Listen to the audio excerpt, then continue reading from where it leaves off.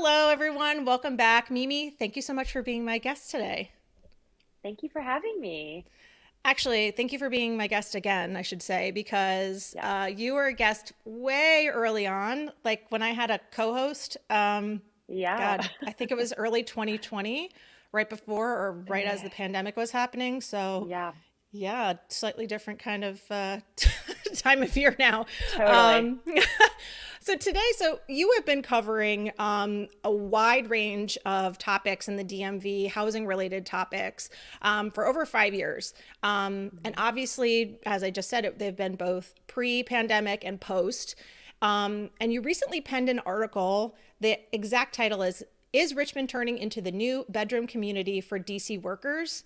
It was published in the Washingtonian. And, you and I talked and thought that this might be an interesting topic to talk about, which is, potentially more than just Richmond, but we will focus on it today. But commuting into DC, because of, we're going to get into the reasons, but commuting into DC and not really living here. Mhm. So thank you for coming on and talking about this with us today. Yeah, thank you so much for having me again. It's a very interesting topic, and I think really, says a lot about the way people are living and working today. Yeah, and I also say before we really get into it that anecdotally as a real estate agent or as real estate agents in general, we are dealing with it's not that we don't do research, but it's more based on numbers, it's based on stats potentially, but you are really going in and doing research and speaking to people Hmm. post pre-post kind of transactions. You're getting lots of different opinions, not just from one brokerage. So I really appreciate reading your articles when I know that there's research behind it. I'm sure you're going to mention how you got the statistics that you got for this article. So Hmm. it's a different take on some of these real estate trends and things that are happening.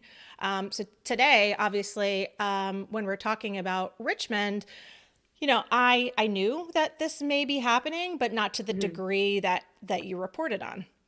Hmm.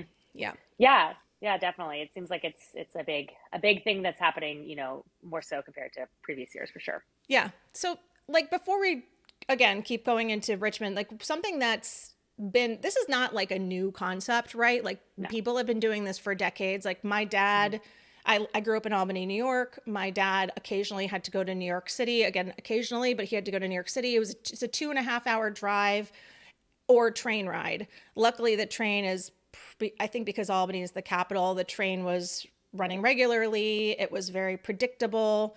Driving to New York City is a whole thing. Um, so, he did that. And if he had to go down once a week, for example, I think we still would have lived around the Albany area because it would have made sense for multiple reasons. And I know people who have done that from like the Philly area, or Hmm. people who drive, but you can take the train depending on where you are in New Jersey. So it's not that this concept is new. It's that in particular with Richmond, I don't think it's an A to B that I would have really put together, right? So, Hmm. Hmm. um, so anyway, and I don't know anywhere on the West Coast where this happens. So it seems maybe to be like a mainly East Coast thing. But so why don't we just start talking a little bit about the what you found out and how this article started, and yeah, we'll take it from there. Yeah, totally. Well, I have to give a shout out to Axios Richmond because I first heard about this because they had reported on some of the data that I ended up looking at. So the University of Virginia, did some research and they found that there was a 36% increase in the average number of Northern Virginia transplants to Richmond in between 2020 and 2021 compared to in years past. Um, and at the same time, ridership via the train between DC and Richmond had increased during COVID. And the Richmond area's population grew faster than Northern Virginia's for 2 years in a row, which was the first time that that had happened since they had been tracking this data. So there were these numbers like pointing to this happening. And to your point, sure, this isn't a new thing. Like, of course, people have lived in Richmond and worked for DC based companies before. But it seems like, due to the prevalence of remote and hybrid work now, like more people are taking advantage of this than previously just because they're able to. Um, So the numbers sort of skyrocketed during COVID. And so I had the data, but then I needed to sort of like get the color and the anecdotes. So I reached out to some Richmond agents to see if, what the numbers were saying sort of lined up with what they were seeing. And they were like, yeah, this is like an explosion in this trend, during COVID, tons of people coming down from Northern Virginia. And what's interesting is one of them told me is that she saw it was people who had no connection to Richmond coming down here. Whereas before she was like, I would get a lot of Northern Virginia people who, maybe had a kid that went to VCU in Richmond or like had family in Richmond and finally were, making the move down there. But she's like, now it's just people who really want the lower cost of living or, the lower cost of property in Richmond and are coming down here because, now they only have to be in the office once a week or once a month or maybe never. And so, whereas before they wouldn't ever have thought about moving there because they had these DC based jobs, now it's like an option for them. Yeah. So, and then I talked to a couple of people who made the move themselves and were doing it for exactly those reasons. Lower cost of living, and more space, more bang for their buck. And yeah, I mean, it's definitely a thing that's happening.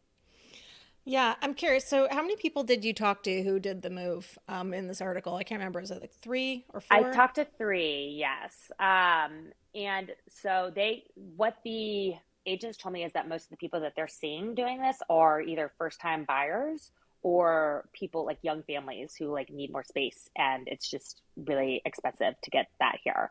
I think the average sales price for a house in the DC area is like $200,000 more than it is in Richmond.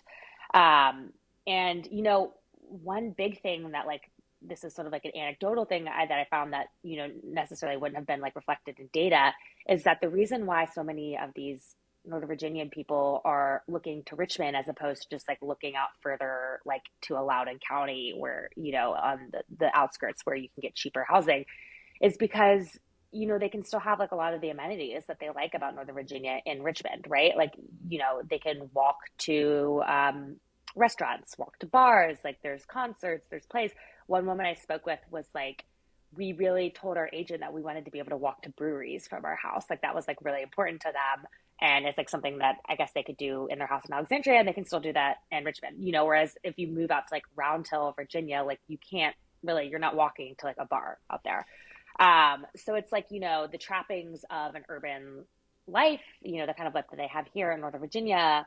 But it's just like, significantly cheaper in Richmond. Yeah, I mean, I've talked about on this show, and I know you've reported on the fact that people have, especially in the first year of the pandemic, they bought houses more like mountain homes or places on a Right. lake, places that are kind of more vacation homey, as a place to go and work because they again didn't have to be in the office.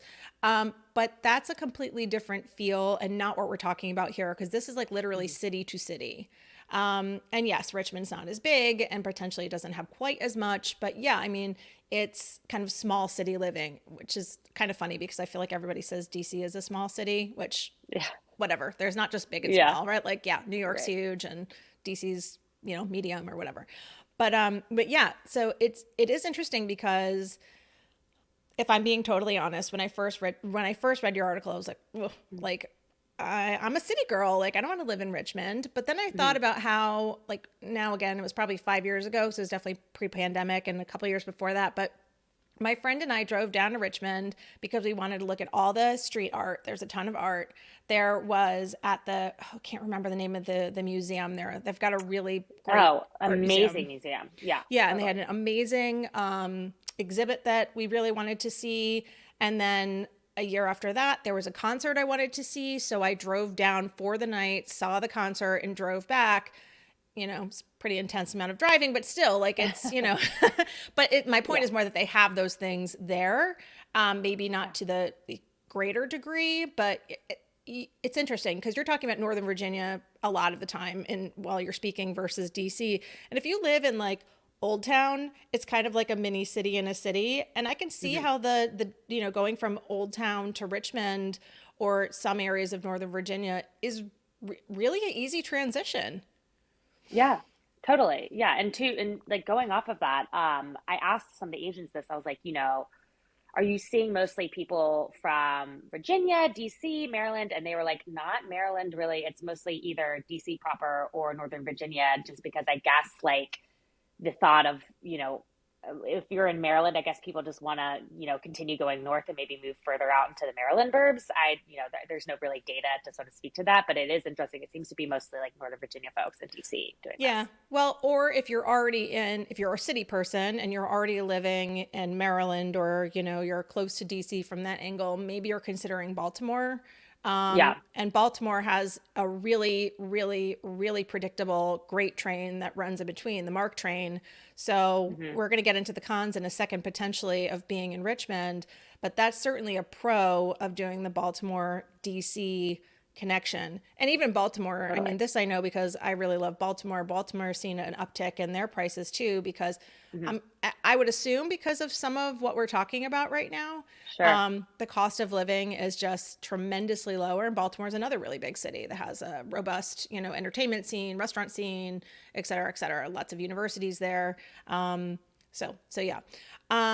Okay, so I do think it's important for us to talk about the pitfalls potentially, I guess, Sure. that could Yeah. exist here.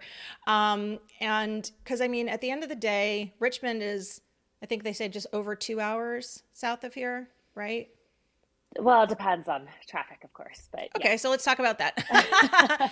So, well, first let's talk about public transportation. So, public transportation, they do have a train. Amtrak does run, and you know, I hear that there's going to be a high speed service, though I don't know what the timeline is of that. But I mean, Yeah. everything involving any kind of construction is never on time. So, Sure. whatever it is, it's not right now when we're talking about this increase in people moving to Richmond. So, the Amtrak exists, and I was like, well, before we recorded this episode, I wanted to see like what kind of cost that would add, right? So Hmm. if you're going, let's just even say once a week, then Amtrak is $50 round trip at its cheapest. So that's like the lowest level seat after 24 hours, no refund kind of thing. So maybe you're supposed to be on a Thursday, you buy your trip the week in advance, and then they decide you've got to be there on Friday. You're losing that $50. So, but let's assume it always goes to plan. And then you've got to park your car because you're almost definitely going to have a car when you're living in Richmond. And maybe you have it as a backup in case you can't take the train. And that's $10 a day parking when you're at the train station. So that's $240 a month, which if we start talking about different areas, so let's back up for 2 seconds. You said the average price of a house in DC versus Richmond, there's like a $200,000 difference. I would Hmm. say that they're averaging all of the different areas of DC. So Right. depending on where you're Yeah. looking, and if you were in like Northern Virginia, then that's got to be, like Clarendon or Arlington and Alexandria in general. I Right. would I would argue that it's well beyond that. Totally. Yeah. And the difference in mortgage payments, of course, would be astronomically different now if people are buying now just because of interest rates, blah, blah, blah. We won't get into that. But anyway, $240 a month isn't nothing. And that's if Hmm. you're only going in once a week. And I know plenty of people who are going in twice a week to the Right. office. So now we're up to, $500, Hmm. which, sure, maybe it's a write off if that's how you do your taxes and stuff like that. We did an episode on taxes recently. We could pull Ted back in and ask him. But, so at the end of the day, that's not cheap, I would say. Sure. Yeah. Totally. And I mean, like to your point, I think that's like something that people have to factor in. It's like, are you going to take the train? I think depending on the day, you can get like a one-way ticket there for like $15, but I think that's like if you time it like really, well. Um, or are you going to like sit in 95 traffic, which I mean, like I have made the drive to Richmond a lot of times before. I live in Alexandria. If you time it right from Alexandria, you can get there like in an hour and 40, but you're like waking up at the crack of dawn. Otherwise, people who have made that drive know the Fredericksburg like fiery inferno that just like takes your soul out of your body every time you like hit that like standstill traffic. Um, or you could like spend well up to like 3 hours each way in the car, maybe even more if there's really bad traffic. Um, but so one of the women I interviewed who purchased a home in Richmond, like she will have to come into Alexandria for her job. She said like once a week, and like I asked her, I was like, have you thought about like your commute? And she's like, I'm going to try to drive. I'm going to try to train. But she's like, one of the great things about, the sort of this new normal that we're in is I think that people's working hours are like a little bit more flexible. I've even noticed this in my own job. It's like no longer like you have to be there until 5 on the days you're in the office. Like people get it. Like if you want to leave at 3:30 now to like beat traffic. So I think, she's hoping for like a bit more flexibility in her day that way. And also she was like, honestly, it's worth it to be able to like afford a house, like the kind of house that I want in the kind of area that I want with like the kind of like trappings and amenities. She's like, it's worth it to get a foot in the door, building that kind of like wealth and whatnot for having to drive to Alexandria like once a week. So Yeah. Yeah. You said something interesting, the building the wealth, and something I didn't look into is, you're probably not going to build your equity as fast in sure. Richmond as you are here. Yeah. It's very hard to plan for what equity you'll have in a house, right? Because you just don't know what will Mm-hmm. happen in the house and the economy and blah, blah, blah, blah. But yeah, I mean, buying a house and having equity is buying a house and having equity. It's generally a Right. positive thing regardless. Okay, so back to the maybe cons, depending on how you Yeah. look at it. I mean, yeah, maybe you don't mind sitting in the car for 6 hours a day. You're listening to this podcast, of course. You're listening, you're listening to podcasts, or it's your time to relax. You are really just like zoning out, listening to music. Okay. But yeah, 95 is awful. So then there's also, there's some social things I think that start to come into this, Right. which is you're starting to change the dynamic of a city when DC, Maryland, or not Maryland, when DC, Northern Virginia buyers are going down there and kind of scooping up, I think people might say, the properties Mm-hmm. down there. The question is, what is that doing to the local economy? What is that doing to the feel of the city? Like I could see how people might be a little resentful of people coming in from other places and increasing property values because the competition is now getting higher. And people who, maybe it's not once a week, maybe it's 3 times a week they're going to the city. And they're not there. They're not really participating in the city so much. Mm-hmm. So I don't know. Did anybody speak to that? Because I always think about those things. Yeah, and I think that's like a really important and fair point. So the agents, of course, were like pretty positive about the trend overall. But they did, admit that there is definitely the definite like issue of jacking up prices in Richmond because you have people coming from a more expensive area who, if they've owned a home, might be coming in with more buying power, or just, more demand increases, prices in Richmond in general. So that's definitely like, an issue to think about. And then there's the whole sort of like just basic social aspect of it, right? Like there were these bumper stickers. I don't know if people still have them, but I know at one point there were a thing that said, "Don't Nova my RVA." And people like in Richmond had them on their bumper stickers, basically being like, stay out of our city. And so, I think there are probably some people that would not be like super happy about this. I actually got a text message from one of my friends who is from Richmond and he lives in Richmond. And he was like, I just saw your article. And he was like, please don't like have all these people read it and start moving down. He was like, we already have like seen like a huge increase in people coming here from COVID. Not, and he said not just from DC, from other cities as well, and like jacking up prices and gobbling up the real estate. So I definitely think that there are some people who probably would be, adverse to seeing this trend play out more. But then again, of course, I'm sure that there are people who are like happy to have, more folks moving into the area, frequenting more restaurants and, businesses and all that good stuff.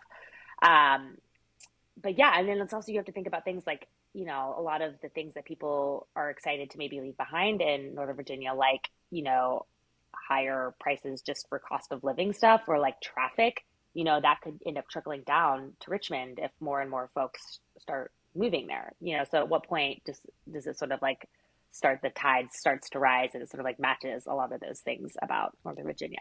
Well, yeah.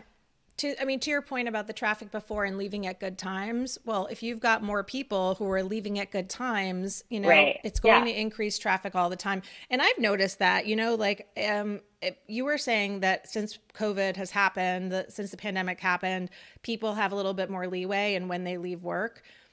Hmm. I have been in real estate for close to a decade, and so I obviously do a lot of showings. And I used to time my showings so that if it was in Maryland or Virginia, I was leaving Hmm. before 3:30, so that I could at least get there before traffic. And if I get traffic on the way home, that's fine. But being late to a showing is like horrifying to me, and so I don't want my client to get there before I do.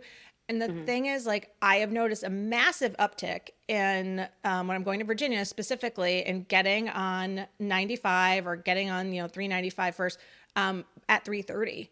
Yeah. And this is a lot of like what we're talking about here is these things are increasing because of the world we live in right now, post pandemic, right? Right. Yeah.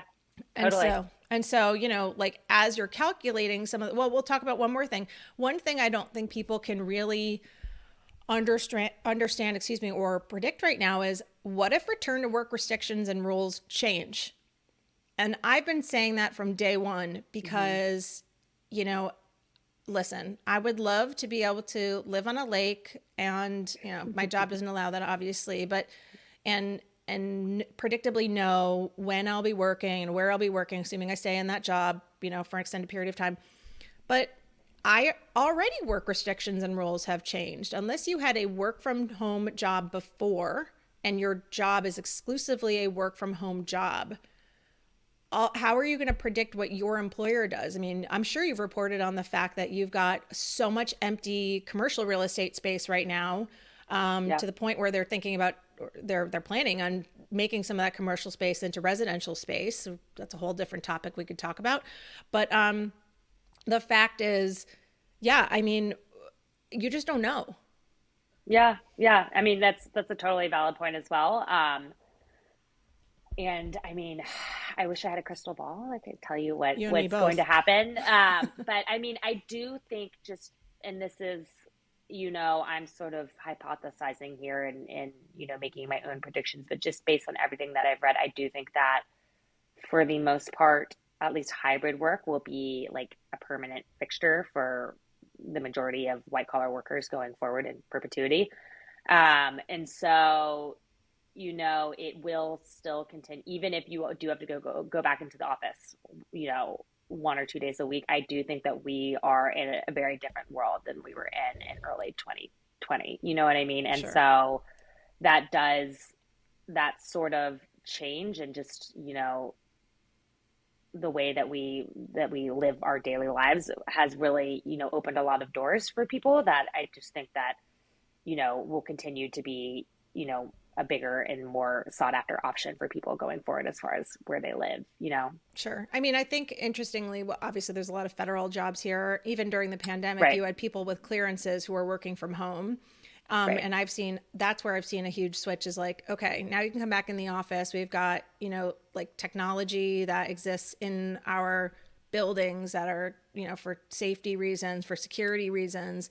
Those people are probably not as apt to move outside of the area, Right. I would Yeah. say, unless there's a change in technology, unless all of a sudden Hmm. everybody can have some robust security system, in their own homes, then of course that could make that, group of employees able to have more hybrid work as well.